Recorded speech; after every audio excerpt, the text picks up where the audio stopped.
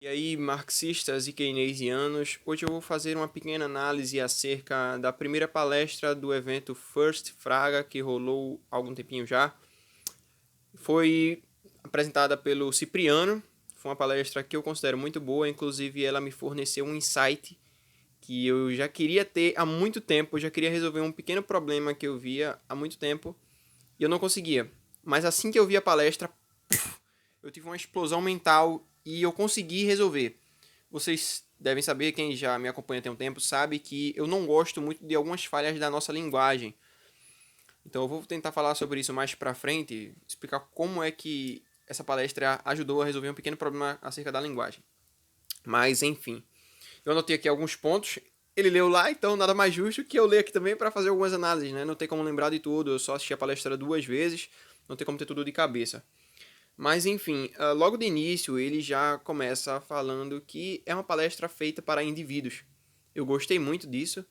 Bom, ele não fez nenhuma referência a políticos, o que eu acho excelente, embora eu saiba que, sei lá, é bem provável que tenha algum tipo de político ali no meio, tá ligado? Eu não tô falando fazendo parte dos palestrantes do movimento República Juliana, disso eu não sei porque não saíram todas as palestras ainda, mas sempre tem algum tipo de político que quer estar próximo a esse tipo de evento, só para, sei lá, tentar ganhar capital, capital político mesmo, né? A gente vê que sempre que há uma eleição surge um político libertário ou algo desse tipo. Então, como ele não fez referência, inclusive ele diz que não tem políticos, isso, cara, eu gostei muito disso, de verdade. E por mais que tenha gente que fique querendo discutir, brigar com os caras do movimento República Juliana, pelo que me pareceu, ao que eu consegui entender, ele é algo totalmente anti-estatista, né? Isso para mim foi algo muito positivo. Ele falou uma coisa que eu acho muito interessante sobre a arrecadação do Estado, que por mais que alguns estados sejam mais roubados que outros, mesmo assim, os estados que estão recebendo essa grana roubada, é meio complicado falar sobre isso, não necessariamente são pessoas que estão sendo sustentadas por causa desses impostos, sabe? Porque no final das contas, todo mundo que faz parte do Estado, todo mundo que está sendo espoliado pelo Estado, está sendo prejudicado, sabe? Ele prejudica de formas diferentes, em áreas diferentes, mas todo mundo está sendo prejudicado. Ele fez questão de enfatizar isso, e eu considero isso um ponto muito positivo, de verdade. Eu acho que, inclusive, muitos libertários acabam usando isso como um argumento errado, dizendo: oh, olha só, a gente tem que ser contra uma determinada região porque essa região acaba se beneficiando às custas dos nossos impostos. Quando, na verdade, ninguém está pedindo esses impostos, tá ligado? As pessoas estão sendo obrigadas a pagar. Em contrapartida, esse é um ponto muito interessante para a gente falar sobre secessão, porque você cria um sentimento de revolta de estar sendo expoliado e o que você está perdendo não necessariamente está sendo retornado para você, sabe? Então é quase paradoxal, sabe? Você tem que entender que há uma questão de harmonia aí entre entender que as outras pessoas não estão usando, é péssimo falar sobre isso, não estão sendo beneficiadas porque elas querem, elas estão sendo prejudicadas também, porque isso acaba meio que legitimando o Estado mais psicologicamente através desse tipo de expoliação que você transfere renda. Eu tenho até nojo de falar sobre isso, por isso que eu me perco. Mas então ele começou a falar sobre um pouco sobre empreendedorismo, sobre como as pessoas conseguem empreender, ter ideias e conseguem viver através do mercado, fazendo com que o Estado se torne obsoleto. Eu achei excelente. Ele fala sobre os uns, e aí quando ele fala sobre isso, né, onde é que a gente vai encontrar esses indivíduos que têm pensamentos empreendedores? Ele não fala com essas palavras, mas eu acredito que foi isso que ele quis dizer. Ele vai lá e mostra uma foto de um monte da galera libertária. Inclusive, eu converso com diversas das pessoas que apareceram naquela foto. Da primeira vez que eu vi aquela imagem, cara, de verdade, eu me arrepiei, porque são pessoas que você tem contato. É muito bom, tá ligado? Eu fiquei muito feliz de ver aquelas pessoas sendo parabenizadas de verdade mesmo. Eu gostei muito. Inclusive, da segunda vez que eu assisti a palestra, eu parei pra ficar olhando cada uma das pessoas e lembrando: olha, essa pessoa aqui, ela faz isso, e essa aqui faz aquilo, e essa faz isso, e essa aqui me ajudou nisso, aquela ali me ajudou naquilo. Eu acho que foi muito bom mesmo. Eu fiquei muito feliz quando eu vi essas pessoas. Porque, querendo ou não, o reconhecimento que você dá para essas pessoas, que você entrega para essas pessoas, a admiração, o respeito, faz com que isso as motive a continuar assim e faz com que elas se tornem espelho para outras pessoas. Então, velho, a galera do Tabacuti que apareceu lá, show, velho, muito show mesmo. Ele falou sobre o gatilho, né, que é basicamente um ponto de quebra, um ponto de ruptura, uma cisão, onde tu desperta, onde tu começa a entender as ideias de liberdade. Eu vou fazer basicamente uma concessão aqui dessa vez para falar sobre ideias de liberdade, porque eu não quero falar sobre propriedade aqui, tá? Então vamos falar sobre ideias de liberdade só hoje. Fala também que a gente precisa de alguma coisa para sair dessa inércia, né? E esse gatilho é essa coisa que impulsiona a gente. No meu caso foi quando eu comecei a estudar e percebi que eu não sabia nada, e aquilo me causou um tipo de raiva, um nojo de mim mesmo, sabe? Esse foi meu gatilho, mas para outras pessoas são outras coisas. No caso dele foi quando o Estado tentou processar ele, tentou prender ele. E ele fala, inclusive, que espera que o gatilho das outras pessoas não seja uma tentativa de prisão, uma tentativa de processo, porque isso é algo péssimo, algo extremamente destrutivo. Ele falou aqui sobre uma definição do Estado, né, que o Estado deve ser visto como um organismo e não como um mecanismo. Isso pra mim foi fenomenal, cara. Fenomenal, fenomenal, fenomenal demais. Porque eu enxergo também o Estado como um predador, sabe? Como um predador, como um tipo de parasita que preda. Preda, parece que eu tô falando pedra errada, tá ligado? Que é basicamente alguém que está sugando o mercado. Que a gente tem que fazer com que o Estado se torne obsoleto. Ele falou o seguinte lá, que eu vou ler aqui pra vocês porque eu achei muito interessante. Ele se adapta, evolui, tendo características quase que orgânicas, modificando-se conforme seu hospedeiro se modifica. Eu achei isso sensacional, incrível, demais mesmo. É ver mais pessoas compreendendo que o Estado é uma bexiga de um organismo parasita, predador. Ele é o lobo do homem. O Estado é o lobo do homem. E as pessoas, quando começarem a entender isso, vão perceber também que, se ele é nosso predador, se ele nos parasita, a gente tem que começar a utilizar remédios contra o Estado. Ele fala diversas vezes de fazer o Estado se tornar obsoleto, porque é o mercado que nos fornece as coisas, é o mercado que fornece riqueza, e não o Estado. O Estado só subtrai. Ele é a organização dos meios políticos e a sistematização dos processos predatórios de um determinado território. Então ele sempre vai se adaptar. Ele faz disso um gancho para falar sobre a secessão, de que não faz sentido você falar de secessão legitimada pelo Estado, reconhecida pelo Estado, porque isso é completamente perverso. Em vez de tu lutar pela liberdade, novamente fazendo uma concessão aqui para a liberdade, em vez de tu lutar para a liberdade, pela secessão até o nível individual, não. Tu faz com que pareça que o Estado é que pode te permitir te dar o presente da secessão, o presente da liberdade, quando na verdade o Estado não pode fazer nada. Ele não possui essa legitimidade que as pessoas acreditam que ele possua. Então, isso, na palestra, para mim foi o ponto alto. Ele falar sobre o organismo estatal e fazer esse gancho para a secessão, eu achei maravilhoso. Tem um ponto que ficou um pouco ambíguo, que eu não consegui compreender exatamente, quando ele falou sobre a secessão ser vista como um fim e não um meio.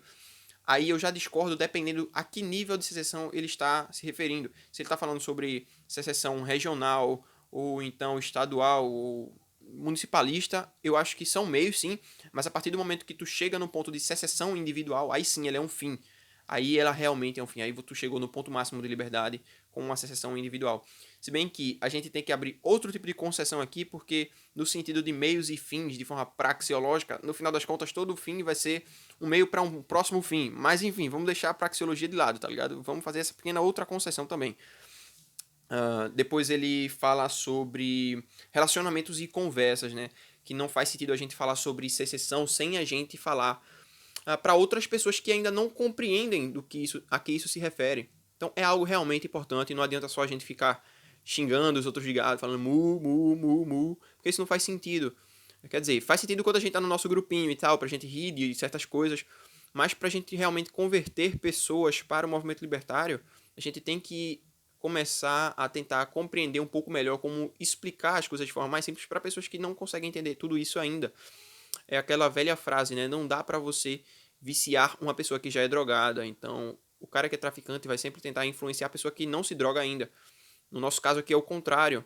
Não dá pra simplesmente tu chegar e tentar, sei lá, velho, falar sobre libertarianismo para quem já é libertário. Não adianta tanto. A gente tem que aprender a falar para as pessoas que não são libertárias. Isso é um processo contínuo de aprendizado, porque é muito difícil, de verdade. Depois que você se torna libertário, que você vai se radicalizando, você perde muito a paciência, você não consegue mais explicar certas coisas para algumas pessoas. Eu vejo alguns comentários aqui no YouTube e eu leio, tipo, 90% dos comentários, de verdade, todos os dias eu paro para ler os comentários. Não respondo todos, porque senão eu não conseguiria ler todos, mas eu leio sim. E muita gente às vezes escreve um texto inteiro falando sobre diversos pontos que, assim, o cara quer que tu seja a pessoa que tenha paciência para responder tudo aquilo naquele momento, sendo que tu tem diversos outros vídeos, sendo que há diversos outros vídeos, há diversos livros que explicam aqueles pontos. mas a pessoa quer tudo mastigadinho. Isso é chato, isso é cansativo. E muitas vezes a pessoa acha que não há resposta para aquilo ali porque a pessoa não respondeu, porque a pessoa arregou, esse tipo de coisa. Mas não, é que a gente não tem tanta paciência assim, sabe? Os anos vão passando e a gente vai ficando cada vez mais intransigente, menos paciente com as outras pessoas. Isso é realmente algo destrutivo para o próprio movimento. Mas agora eu quero falar sobre um insight de linguagem que eu tive por causa dessa palestra, que é logo no início, quando o Cipriano fala sobre o movimento República Juliana, ele diz que não é movimento do sentido coletivista, que é algo que eu já estou sentindo uma certa ojeriza de falar movimento libertário. Eu falei sobre isso em há alguns vídeos atrás, na verdade. E ele falou que é movimento do sentido de ação.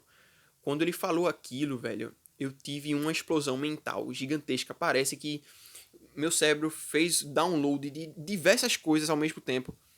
E, cara, eu comecei a pensar o porquê não chamar de simplesmente ação libertária. Porque eu gosto de ter um nome para o que a gente chama de movimento, mas eu não gosto da palavra movimento, porque a gente tem muitas falhas na nossa linguagem, então tem coisas que a gente acaba utilizando sempre, só que se a gente for analisar mais a fundo, elas realmente não servem para o que a gente achava que servia. Então chamar de ação libertária, para mim, é muito mais eficiente, é muito mais eficaz, é muito mais produtivo, é muito mais bonito e é muito mais adequado, porque isso possui uma referência direta à praxeologia misesiana, ao individualismo metodológico. Cara, velho, eu não consigo nem explicar. Na hora que eu vi a palestra, que eu pensei nisso, eu fiquei extremamente feliz. Eu fiz até uma postagem aqui na minha comunidade do YouTube perguntando se a galera achava melhor ação libertária ou cena libertária, em referência tipo a cena do rap, a cena do stand-up, esse tipo de coisa. E massivamente as pessoas decidiram que era muito melhor, elas escolheram que era muito melhor ação libertária. Eu achei divino, de verdade, esse insight de chamar simplesmente de ação libertária. Porque, cara, porque não existe nenhuma palavra melhor. Ação só pode ser feita por indivíduos. Ação, no estrito senso, só pode ser feita por indivíduos.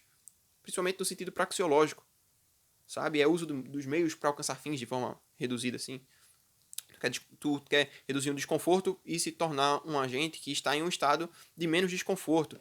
Ou então para tu satisfazer esse fim que você tem, essa sua necessidade. E isso é que é ação, sabe? Então isso está inteiramente ligado com o libertarianismo, com a praxeologia, com o individualismo metodológico, com a escola austríaca, que vê como indivíduos, vê a economia como agentes individuais agindo, simplesmente. Agentes individuais agindo, sabe? É chato você ter que falar de forma assim redundante, porque hoje em dia existem até aberrações como propriedade pública, né, que logicamente não pode existir. Mas enfim, eu vou ficando por aqui, deixem o seu like, se inscrevam no canal. Eu achei excelente a palestra do Cipriano, muito boa mesmo, de verdade. Por mais que tenha gente querendo tretar, gente querendo brigar, eu consegui absorver muito conteúdo ali. Isso foi inspirador demais pra mim. Eu tô muito feliz de verdade. Parabéns à galera da Ação República Juliana. Realmente, vocês estão de parabéns. Espero que as próximas palestras que vocês postarem sejam tão produtivas quanto essa. Eu vou deixar na descrição o canal do MRJ, do Movimento República Juliana, para que vocês deem uma conferida. A palestra está muito boa. Ela é bem curtinha, tem cerca de uns 27 ou 28 minutos, eu não lembro agora. Mas ela é muito boa, velho. E o Cipriano é um herói. Ele tá realmente engajado nessa luta em defesa da educação, porque ela é uma das coisas mais importantes que a gente tem. Talvez tão importante quanto a secessão, quanto a defesa da privatização da justiça e da privatização também da moeda. Mas agora sim, eu vou ficando por aqui. Só antes que eu esqueça, vocês podem patrocinar o canal através dos links que estão na descrição, no meu Apoia-se. Vocês também podem comprar livros na Amazon através dos links que eu deixo sempre na descrição. Tem sempre listas para iniciantes e listas de livros bem baratos. Na minha comunidade do YouTube, quase todos os dias eu posto também promoções que estão havendo na Amazon para quem quiser dar uma conferida. Tem até algumas lá agora nesse momento. Mas enfim, agora sim, fui.